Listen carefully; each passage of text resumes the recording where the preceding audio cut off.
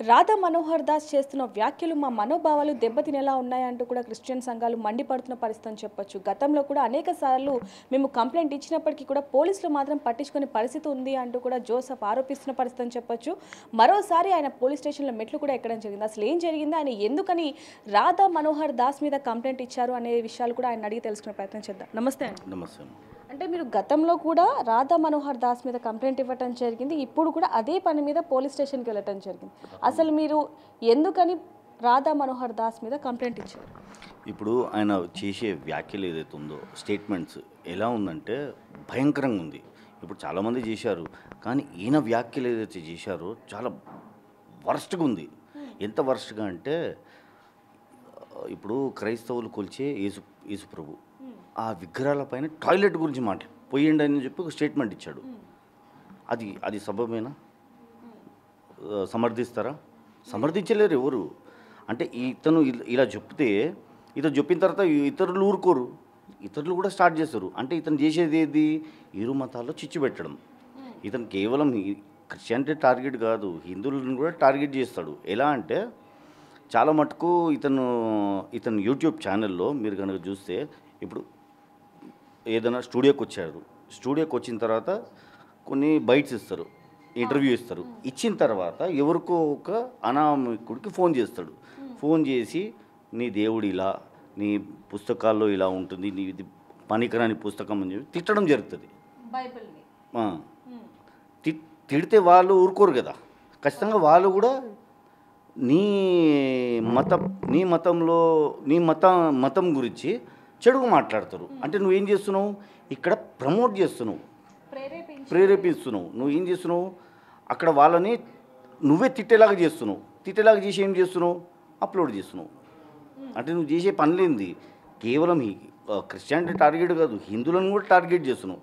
ఇప్పుడు ఒక మీటింగ్లో ఇంటర్వ్యూలో అన్నాడు, దీనికి కేవలం కారణం హిందూగాన్లు బొందుగాన్లను తిట్టడం జరిగింది. అంటే నువ్వేం చేస్తున్నావు ఇక్కడ?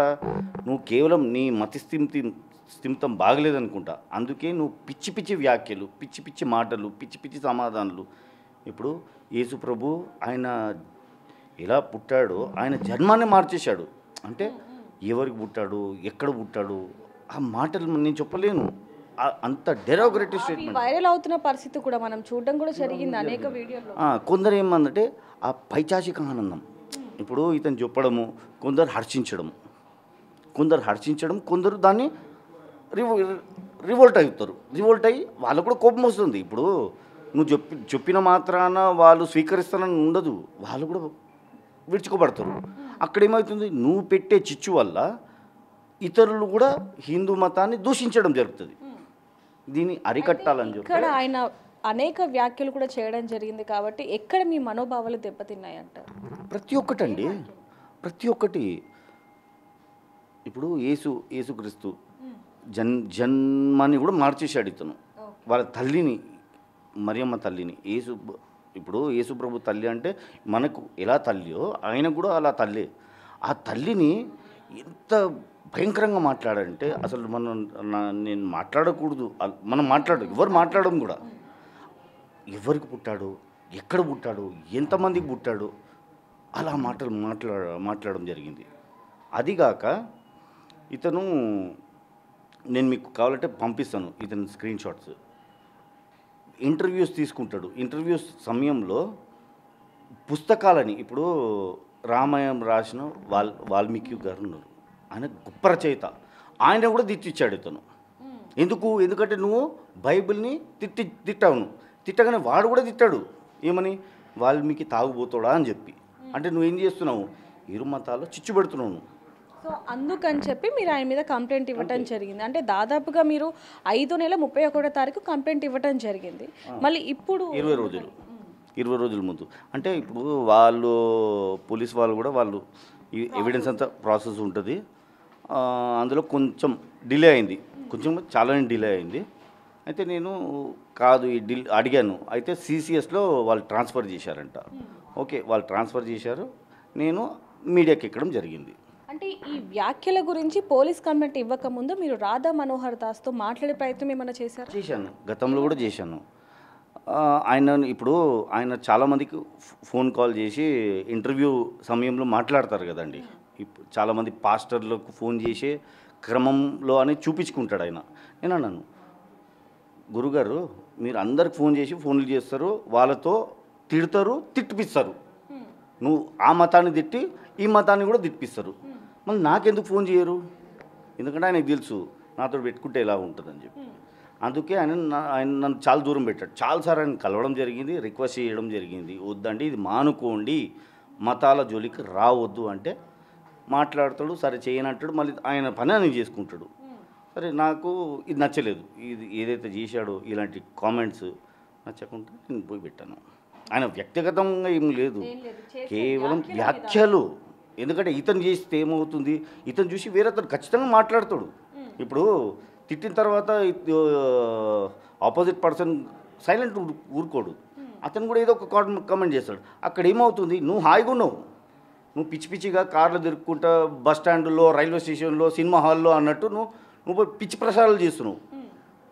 కానీ నీ వల్ల ఏమవుతుంది, ప్రజలు కొట్టుకొస్తారు. నువ్వు బాగుంటావు, నీ జాగా నువ్వు బాగున్నావు, హాయిగా ఉన్నావు, పిచ్చి పిచ్చి వ్యాఖ్యలు చేసుకుంటా. కానీ నువ్వు చేసే వ్యాఖ్యల వల్ల ఇరు వర్గాలు దెబ్బతింటున్నాయి. ఇరు వర్గాలకు ఛాన్స్, ఆపర్చునిటీ దొరుకుతుంది. వీడు తిట్టాడు, నేను తిడతాను. ఇప్పుడు వాడు తిట్టాడని ఇంకొకడు తిడతాడు. అంటే ఇదేనా మీరు చేసే పనులు? మత పెద్దగా నువ్వు చేసే పనులు ఇవా? ఇతర మత పెద్దలు ఉన్నారండి, వాళ్ళు ఒకవేళ ఏదైనా సభ పెడితే కేవలం మతం గురించే మాట్లాడతారు, ఆ గ్రంథం గురించే భగవద్గీత గురించే మాట్లాడతారు. ఎలా మార్పు? ఒక చిన్న ప్రశ్న అండి, అయితే ఇప్పుడు మీరు అంటున్నారు మత పెద్దలు అన్న తర్వాత ఈ విధంగానైనా మాట్లాడేదంటూ మీరు మాట్లాడడం జరిగింది. అయితే ఒక పాస్టర్గా మరి ఎలాంటి మాటలు, ఎలాంటి వ్యాఖ్యలు చెప్పాలి అంటారు? అదే అంటున్నాను, ఇక్కడ పాస్టర్ని సమర్థించే అవసరమే లేదు. ఇక్కడ ఈ పాస్టర్ కానివ్వండి, మత పెద్ద కానివ్వండి, ఎవడైనా సరే ఇతర మతాలను దూషిస్తే మాత్రం ఊరుకునే పరిస్థితి లేదు. అయితే ఇప్పుడు మీరు ఈ మాట అన్నారు కాబట్టి మామూలుగా చూసుకుంటే ఇప్పుడు రాధ మనోహర్ దాస్ గారు మిమ్మల్ని కించపరిచే వ్యాఖ్యలు చేశారని చెప్పి మీరు ఆయన మీద కంప్లైంట్ ఇవ్వడం జరిగింది. అలాగే కొద్ది రోజుల క్రితం షాలేం రాజా గారు కూడా కొన్ని వ్యాఖ్యలు చేయడం జరిగింది మల్లెపూల మీద. మరి ఆయన మీద కూడా కేసు పెట్టచ్చు అంటారు? పెట్టారు కదా, 230-40 కేసులు పెట్టారు. చాలు, మంచిది అది. ఎందుకంటే ఇప్పుడు ఆయన మతంతో పాటు స్త్రీలను కూడా అగౌరవపరిచారు. ఎందుకంటే పూలు పెట్టుకున్న ఆడవాళ్ళ గురించి ఒక దురుసుగా మాట్లాడడం ఎందుకు? ఇప్పుడు మీరు బోధించే బోధనలు ఇతర మతాలను కీల్చపరచకుండా, ఇతర మతాల గురించి మాట్లాడకుండా చాలు. ఇప్పుడు మీ దగ్గర వచ్చే వాళ్ళు ఎలా ఉండాలి? ఒకవేళ టంగ్ స్లిప్ అయినా సరే వీళ్ళు వాళ్ళని సరిదిద్దాలి, చప్పట్లు కొట్టడం కాదు, సరిదిద్దాలి. నువ్వు ఇతర మతం గురించి ఎందుకు మాట్లాడుతున్నావు? నేను నా మతం గురించి తెలుసుకోనికి వచ్చిన, అది హిందూ అయినా క్రిస్టియన్ ఎవరైనా సరే. ఇప్పుడు ఒక సభకు వచ్చినప్పుడు, ఒక మందిరానికి వచ్చినప్పుడు, ఒక ఆలయానికి వచ్చినప్పుడు నా మతం గురించే మాట్లాడాలి. ఇతర మతం క్రిస్టియన్గా మీరు ఇప్పుడు అది కరెక్ట్ కాదు అని చెప్పి మీరు ఇప్పుడు చెప్తున్నారు. కానీ కొంతమంది పాస్టర్లు మాత్రం కాదు, షాలేం రాజా గారు చెప్తున్నది వాస్తవమే అంటూ కూడా కొంతమంది మాట్లాడడం కూడా మనం చూడడం జరిగింది. మరి దాని గురించి మీరు ఏమంటారు? వాళ్ళకు కూడా ఉంటుందండి, ఖచ్చితంగా ఇలాంటి పరిణామం ఎదుర్కోవాల్సిందే. ఎందుకంటే ప్రజలు ఏదైతే పబ్లిక్ ఉన్నారో, ఆడవాళ్ళు ఉన్నారో, వాళ్ళ మనోభావాలు దెబ్బతీయకుండా స్టేట్మెంట్ ఇస్తే మంచిది. మీకు ఇప్పుడు పూలతో నీకేం పని? పూల గురించి నీకేమని తెలుసా? అంటే మామూలుగా ఇప్పుడు చాలా మందికి వస్తున్న ప్రశ్న ఏంటంటే, క్రైస్తవులు ఏదైనా ఫంక్షన్స్కి కానీ, లేకపోతే చర్చ్లకి వెళ్ళేటప్పుడు, లేకపోతే పెళ్ళిళ్ళకి వెళ్ళేటప్పుడు, బర్త్డేస్, ఇప్పుడు చర్చ్లో చాలా వరకు చాలా శుభకార్యాలు జరుగుతూనే ఉంటాయి, బర్త్డేలు కానివ్వండి లేకపోతే ఇంకేమైనా, అప్పుడు పూలు పెట్టుకోరా? పెట్టుకుంటారు. అదే అంటున్నా కదా, నీకెందుకు? నువ్వు అక్కడ బోధించేది పూల గురించి కాదు, దేవుని గురించి బోధించు. అక్కడ పూలు అమ్మేవాడి గురించి, బైబుల్ గురించి బోధించాలి, యేసు ప్రభు గురించే బోధించాలి. అదంతా మానేసుకొని వాళ్ళ కట్టు బొట్టు గురించి ఇంకా అవసరమే లేదు. సరే, అది పక్కకు పెడదాం, మనం ఇది మాట్లాడదాం. ఎందుకు అది అడిగానంటే, నేను ఇప్పుడు మీరు అన్నారు కాబట్టి మా మనోభావాలు దెబ్బతిన్నాయి కాబట్టి ఇక్కడ నేను ఇక్కడ క్రిస్టియన్గా రాలేదు, హిందూగా రాలేదు, ఎవరిని ప్రమోట్ చేయను, ఎవరు డిమోట్ చేయను, నాకు అనవసరము. ఏ మతంలో కానీ, ఏ మతస్థుడు కానీ అనుచిత వ్యాఖ్యలు చేయొద్దు, ఇరు మతాలని టార్గెట్ చేయొద్దు. వాళ్ళ మతం గురించే మాట్లాడుకోవాలి, వాళ్ళ మతం గురించే వాళ్ళు బోధించుకోవాలి. అంటే ఇప్పుడు మాత్రం చూసుకుంటే మీరు రాధా మనోహర్ దాస్ మీద మరి కంప్లైంట్ ఇవ్వటం జరిగింది. మరి ఆయన సైడ్ నుంచి ఎలాంటి రెస్పాన్స్ వచ్చింది ఇప్పుడు? నాకు అనవసరం అండి.